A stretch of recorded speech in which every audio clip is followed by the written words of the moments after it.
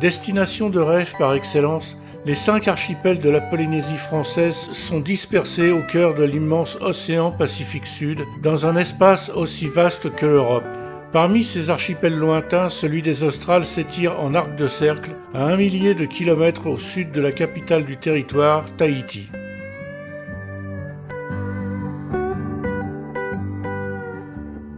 Longtemps méconnues, les îles australes sont situées à l'écart des routes maritimes traditionnelles. Aujourd'hui encore, ces îles restent en dehors des destinations touristiques habituelles. Et l'un des rares moyens de les aborder et de les découvrir est d'embarquer à bord du cargo mixte Aranui 5. Certes, la vocation première de ce bateau est de ravitailler les îles Marquises toutes les 2 semaines. Mais occasionnellement, il effectue quelques croisières touristiques sans fret vers d'autres archipels tels celui des Australes. L'Aranui 5 est ainsi l'un des navires emblématiques de toute la Polynésie.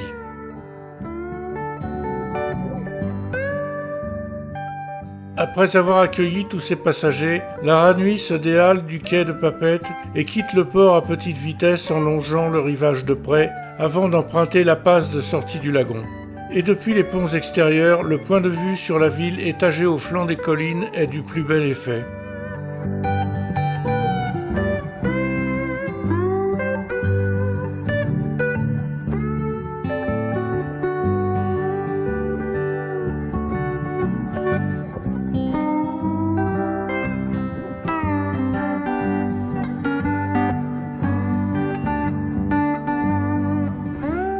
Une fois dépassé les dernières balises du chenal et contourné la barrière de récifs, l'Aranui met le cap sur Rurutu, la première étape de ce périple vers les îles australes.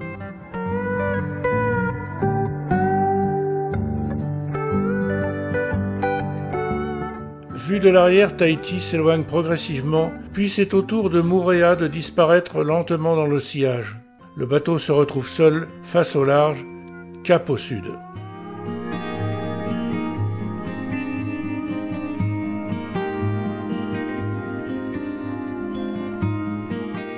Après 18 heures de navigation, l'Aranui est en vue de Rurutu, une île volcanique singulière en Polynésie.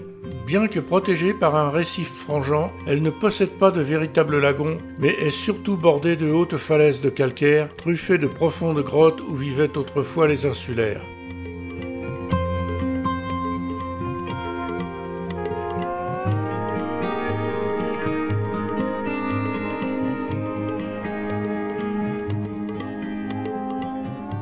Il n'y a pas de port à Rurutu et le bateau reste à l'ancre au large de l'île.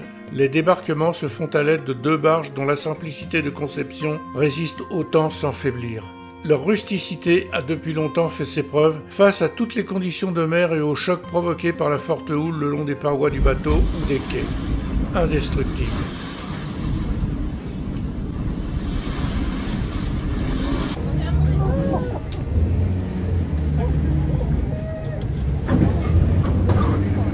Dans ces conditions, le transfert d'une quarantaine de passagers du bateau vers chaque barge peut s'avérer sportif. Ce sont 4 matelots très athlétiques, très réactifs et rassurants qui choisissent le moment opportun pour saisir chacun des passagers et le faire passer d'un bord à l'autre. Ainsi, la sécurité de tous est assurée sans faille et toujours dans la bonne humeur. Oh, yes, de la fumée.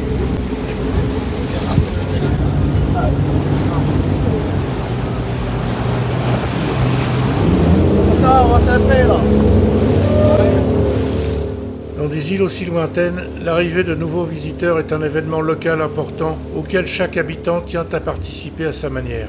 Notre accueil chaleureux sur le quai de Rurutu s'est concrétisé par une exhibition folklorique rythmée par un petit groupe de percussionnistes.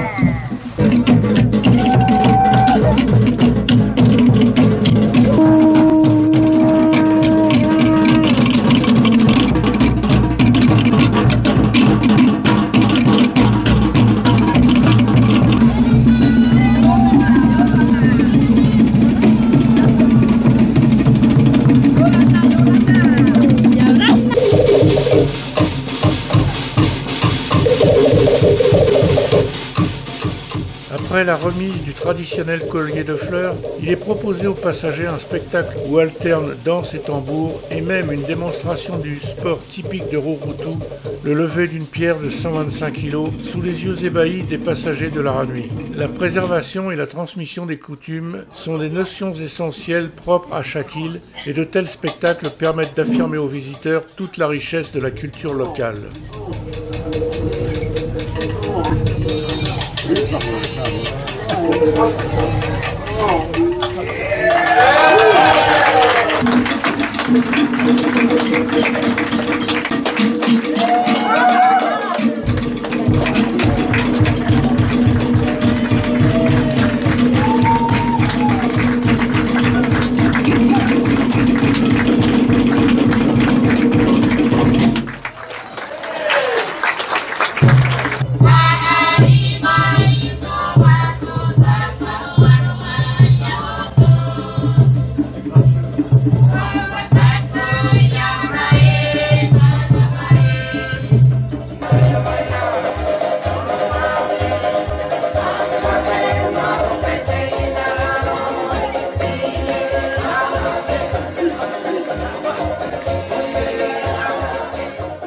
Les falaises de Rurutu laissent la place à quelques petites plages de sable blanc protégées du ressac par des massifs de calcaire. La baignade fut un moment agréable.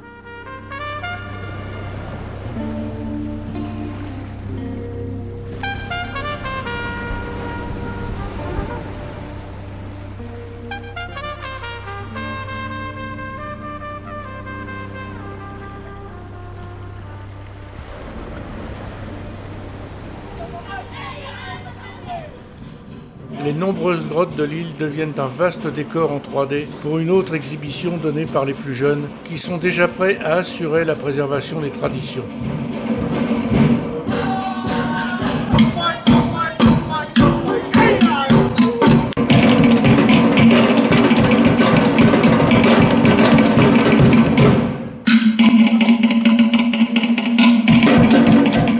À Rurutu, le climat tempéré permet la culture de nombreux fruits et légumes comme le taro.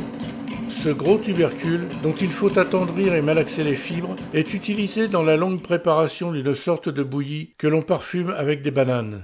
C'est le popoi qui est une spécialité culinaire des Australes.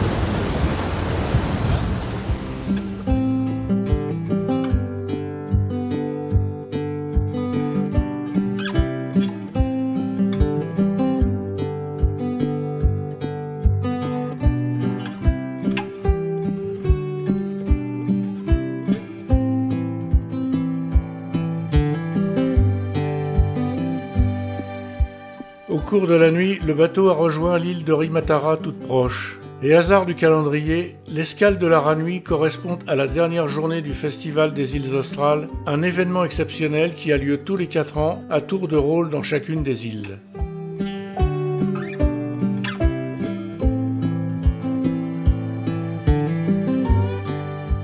La population de Rimatara double durant cette période, monopolisant la plupart des moyens de transport locaux pour le déplacement des festivaliers.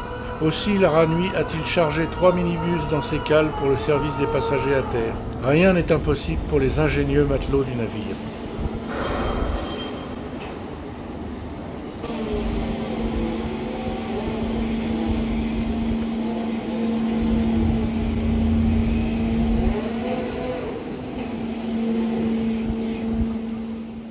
Pendant quelques jours, Rimatara focalise toutes les activités de l'archipel en recevant les délégations des autres îles.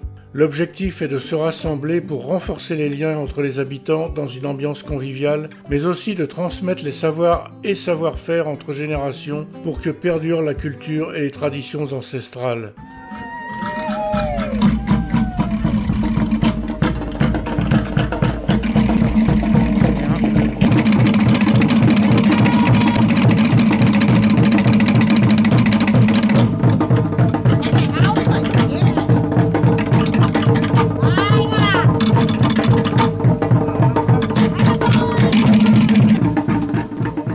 Pour respecter la coutume locale, chaque visiteur débarquant sur l'île doit traverser un nuage de fumée censé le purifier et le protéger des maléfices avant de se voir offrir une fleur de tiare puis être accueilli en musique par les îliens.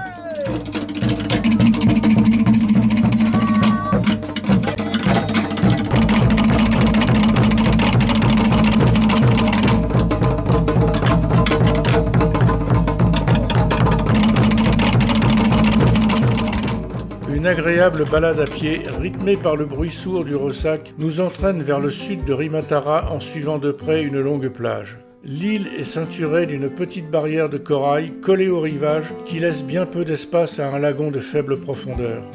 En début de matinée, il fait déjà chaud et la végétation luxuriante en bordure du chemin apporte une ombre bienvenue.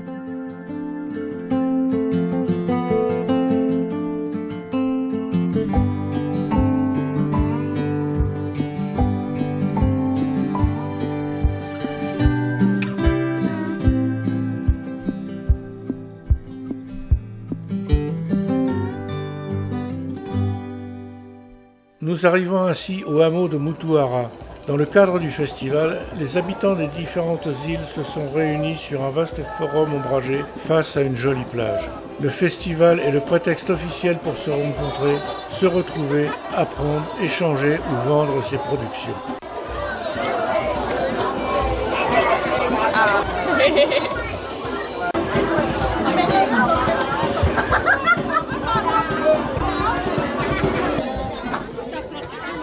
Chaque île va présenter ce qu'elle a de plus époustouflant en termes de danse et de chant, de meilleur côté culinaire, de plus physique côté sport ou de plus fascinant sur ses histoires et ses coutumes.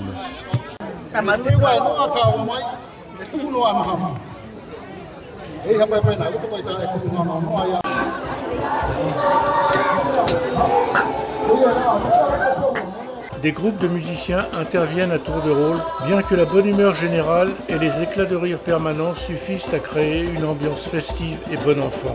Des liens d'amitié se créent et on sent les gens heureux d'être ensemble.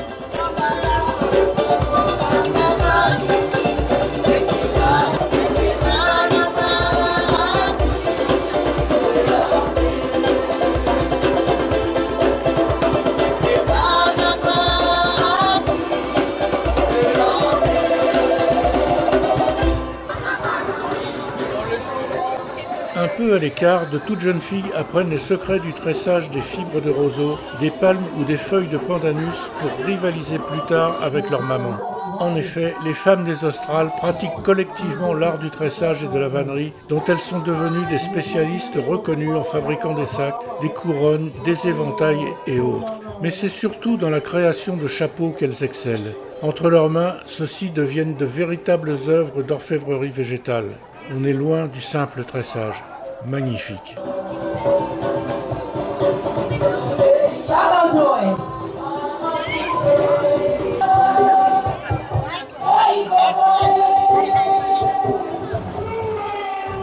Le soir venu, les passagers de l'Aranui sont les invités de la cérémonie de clôture du festival.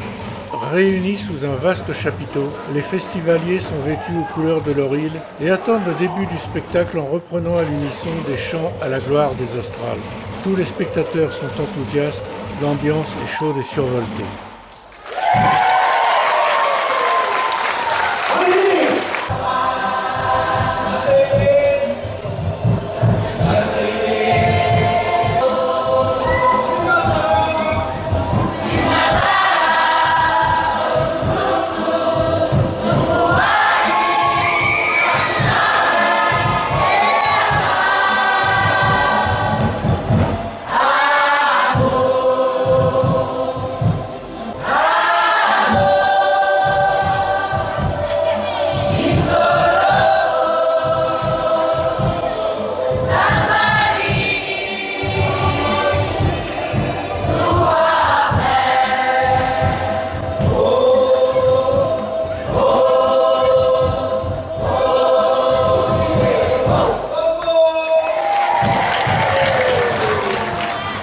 Puis les danseurs et choristes de Rimatara entrent en piste et se lancent dans des chorégraphies et des chants hauts en couleurs et en décibels en reprenant tous les rituels propres à leur île.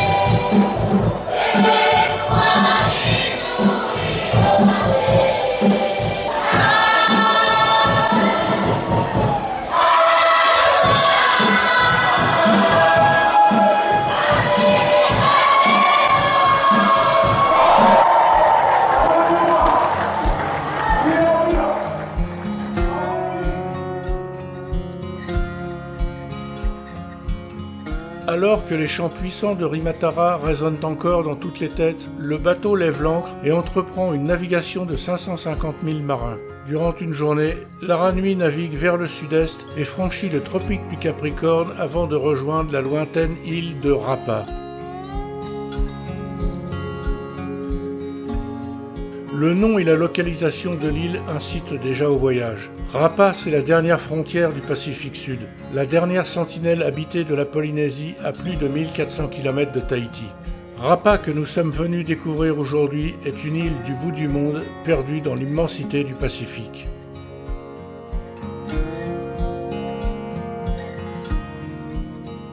Même si la Terre est ronde, c'est peut-être cette idée de bout du monde qui fascine tous les voyageurs réunis dès le lever du soleil sur les ponts extérieurs et qui sont impatients de voir l'île apparaître à l'horizon.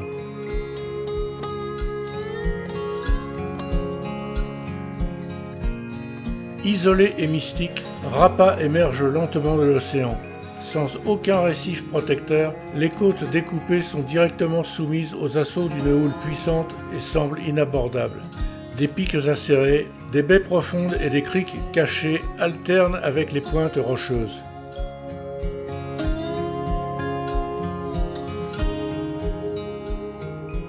Même vue du large, l'île entretient longuement le mystère puisqu'il faut la contourner entièrement avant de trouver le tortueux chenal menant à la grande baie d'Ouai pour accoster un modeste quai, ce qui est unique aux Australes. L'arrivée est donc spectaculaire.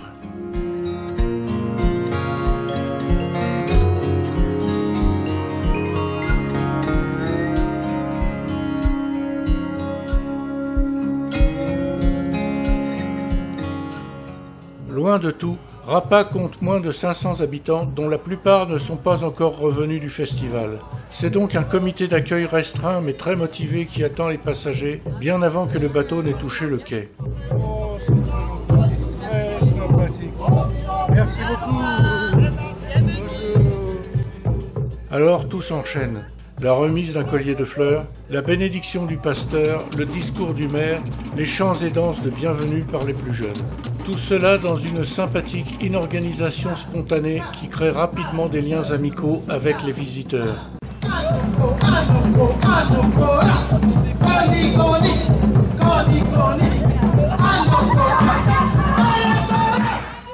Nous rejoignons à pied Ahway, l'un des deux modestes hameaux de l'île situé à peu de distance du quai. À Rapa, les habitants vivent en quasi-autarcie dans deux villages qui se font face de part et d'autre de la baie. C'est une communauté soudée autour de l'entraide et du partage, avec quelques particularismes étonnants.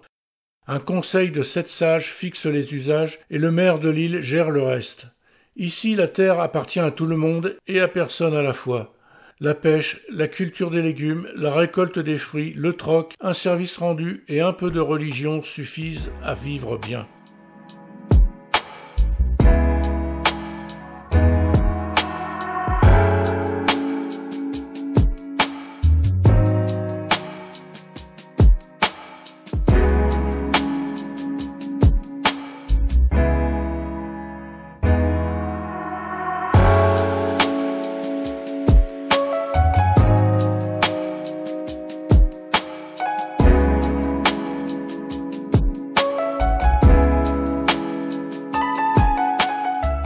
Dans l'après-midi, traversée en barge vers la rive opposée où est implanté le hameau d'Area. Quelques paisibles maisons et le temple sont posés dans un cadre grandiose. On se sent loin de tout, le temps paraît s'être arrêté.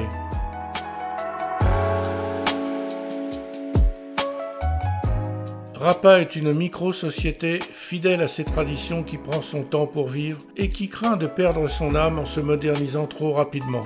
Sans aéroport et dans un isolement superbe au milieu du Pacifique, la vie s'y déroule dans un calme imperturbable et ça marche.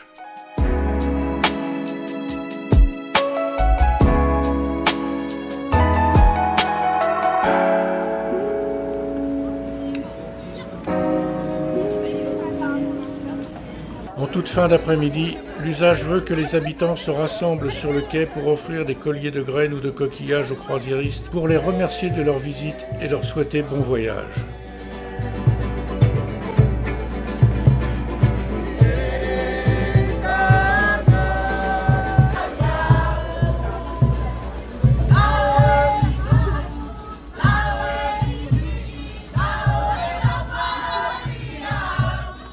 Spontanément, de nouveaux chants sont repris en chœur par la population. Les gens de Rapa et les passagers échangent des rires, des cris et se font de grands signes de bras. La Ranui a été une joyeuse parenthèse dans la tranquillité habituelle des Iliens, même si un peu de nostalgie passagère se devine sur quelques visages. La Ranui reviendra bien un jour, dans 6 mois peut-être.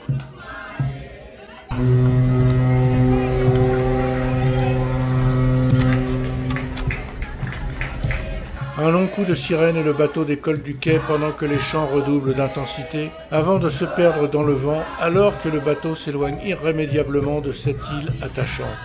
Séquence émotion.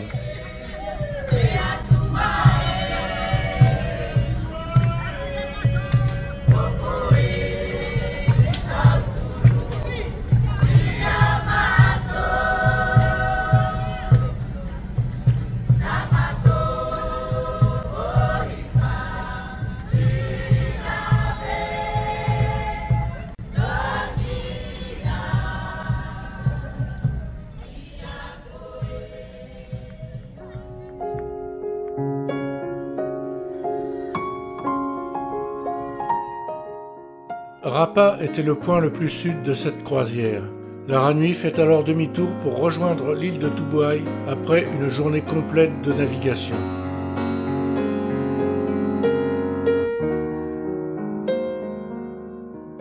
Il faut se faire une raison. Tubuai ne correspond pas aujourd'hui à l'idée que l'on se fait du climat polynésien. Tubuai se dissimule derrière un épais rideau de bruine qui se transforme en pluie continue lors du débarquement des passagers à terre.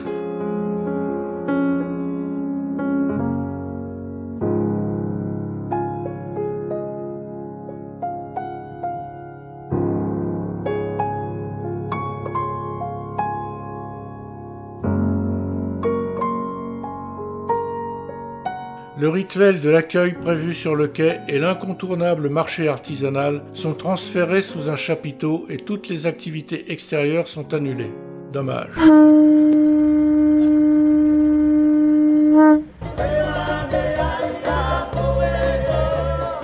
Heureusement, sous le chapiteau, la chaleur de l'accueil des habitants, leur sourire et leur gentillesse compensent largement la morosité de la météo.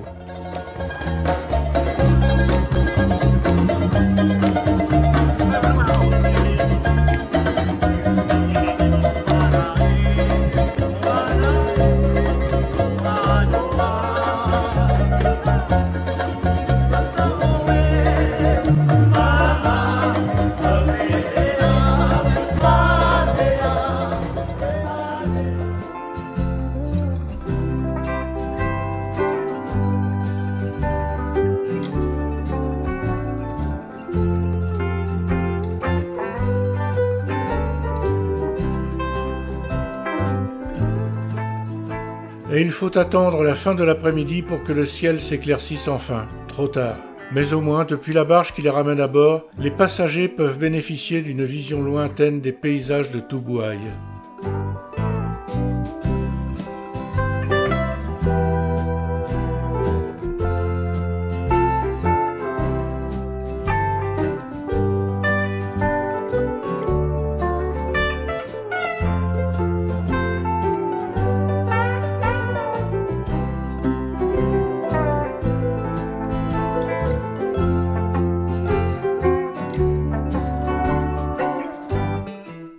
Du matin. L'Aranui s'approche de l'île de Raivavae, située sous le tropique à 200 km de Tubuai. Cette île est entourée d'un vaste lagon turquoise, protégé par une barrière de corail et des îlots dangereux.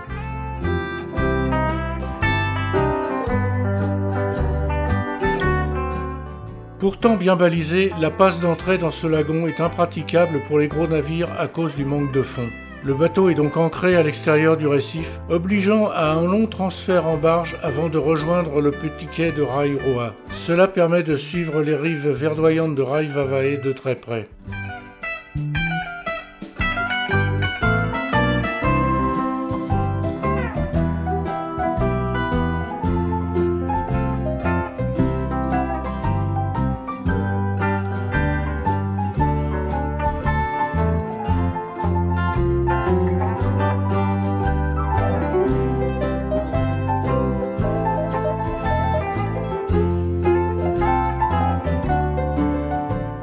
Mais c'est aujourd'hui dimanche et l'occupation principale de tous les habitants est l'office religieux au temple. Aussi, il n'est pas prévu d'accueil particulier sur le quai. De même, les moyens de transport collectif sur l'île sont réduits à un seul véhicule.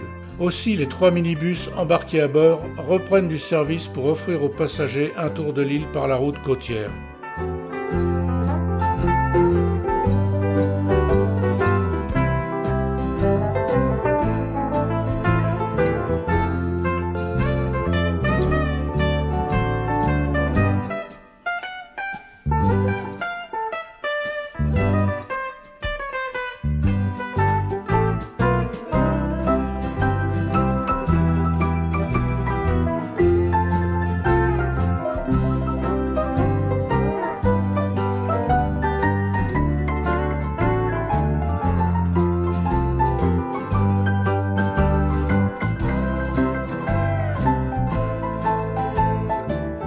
Le centre de Raivavae est montagneux. Au pied d'une haute falaise se trouve un tiki, érigé sur un site sacré par les premiers occupants de l'île. Ces représentations humaines primitives sont souvent entourées d'une aura mystérieuse et maléfique que les habitants redoutent encore.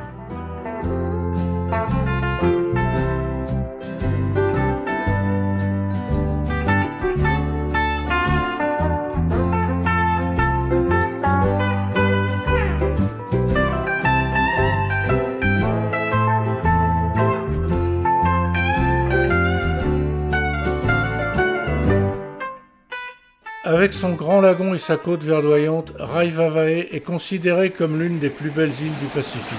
Son rivage est parsemé de nombreuses petites plages propices à des baignades agréables que les passagers de l'Aranui ont bien appréciées.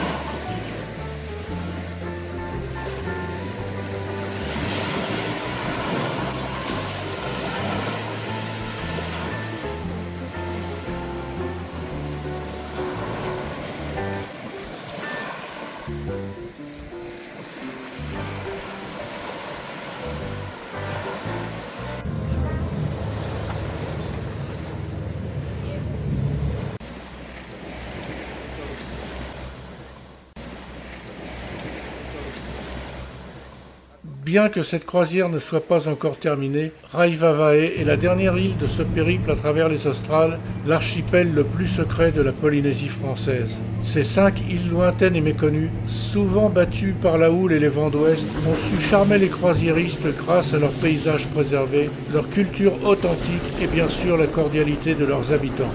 Une véritable découverte.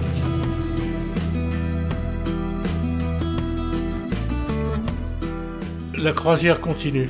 Après une longue navigation tranquille vers le nord-ouest, la Ranui arrive à Raiatea, une des îles sous le vent à 200 km de Tahiti. En pénétrant dans le vaste lagon aux eaux claires, on a le sentiment de se rapprocher du paradis. Impression sans doute partagée par les nombreux tours du mondistes qui ont ancré leur voilier dans l'un des plus beaux sites polynésiens.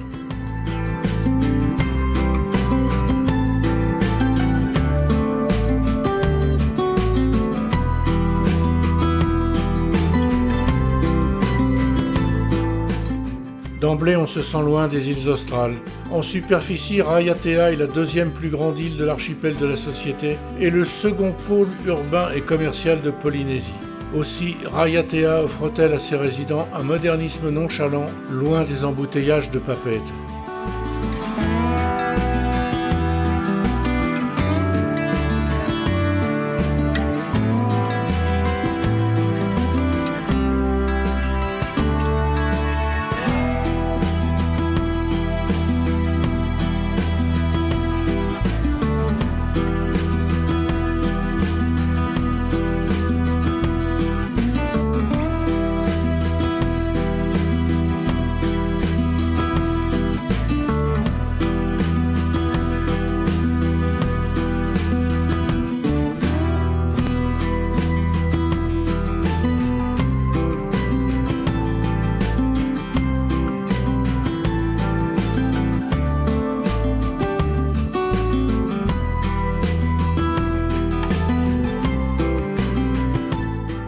Raiatea est considéré comme le berceau de la civilisation et de la culture polynésienne.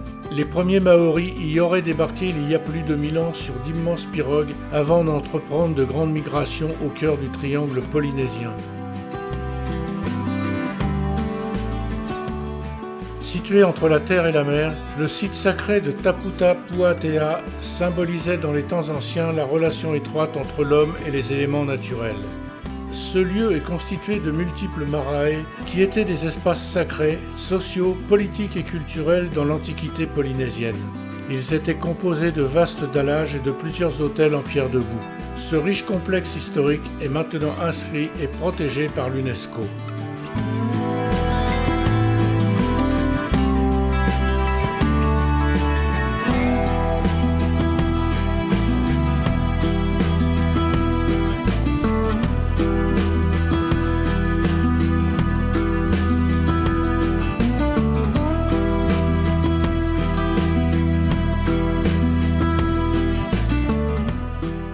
C'est le dernier jour de la croisière et la Ranui s'offre un petit détour vers l'île de Bora Bora toute proche. Et de bon matin, le navire s'engage dans la passe d'accès au lagon, puis jette l'ancre face au village principal de l'île, Vaitape, dominé par l'imposant mont Otemanu.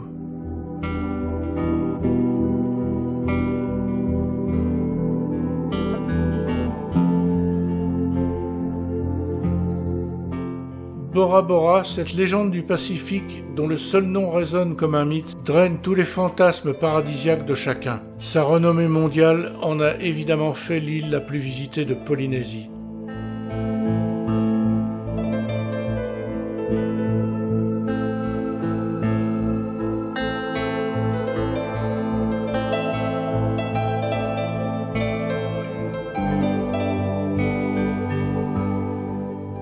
Même si le soleil ne brille pas toujours en permanence, la réputation de Bora Bora provient à juste titre des couleurs improbables de son lagon.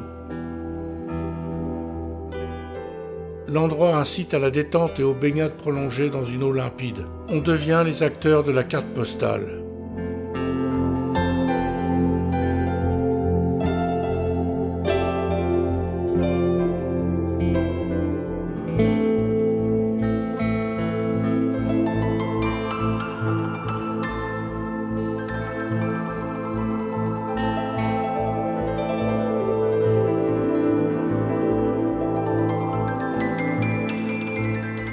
En début de soirée, la Ranui met le cap vers Papeete, terme du voyage.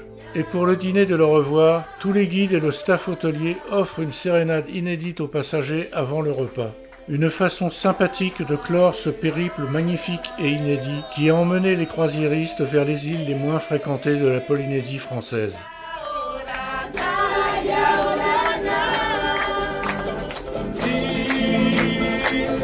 Yeah.